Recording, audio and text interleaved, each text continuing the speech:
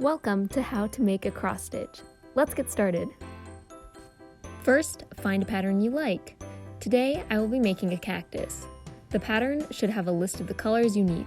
The colors are denoted by numbers and symbols. The number tells you what color you need to use, and the symbol tells you where it goes to make the pattern. We'll also need thread, a needle, an embroidery hoop, Aida cloth, and scissors. To make a basic stitch, pull your needle up from the back of the cloth through the hole on the bottom left-hand side. Bring the needle across to the upper right-hand hole and directly down to the bottom right-hand hole. Then cross the stitch into the upper right-hand hole. To continue on to a new stitch, pull the needle back to the top through the bottom right-hand hole.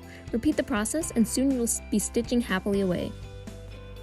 Be sure to pull the needle through the cloth firmly, but not so tight that the thread is completely taut against the cloth. Now let's get to work on that cactus. I first cut a long piece of thread. Standard thread has 6 strands, and I like to split it in half for a 3-strand piece so it is thinner and easier to manage. Once split, I thread the needle and get to work based on my pattern.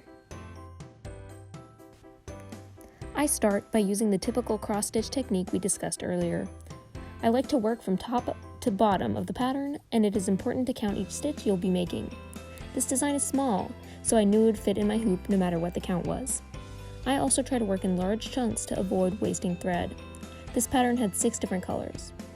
When you finish a color, run the thread through the back of your work to make sure it does not unravel. The more you stitch, the more thread will be built up in the back to seal it in.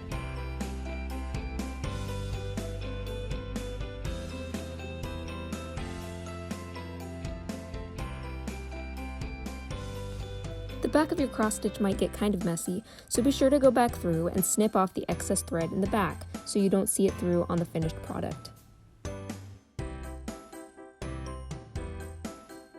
As you can see, we're getting to the bottom of the pattern.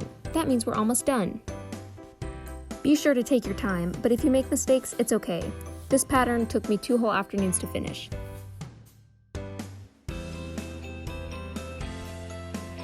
And voila, here is the finished piece. Best of luck to you and your cross-stitch adventures.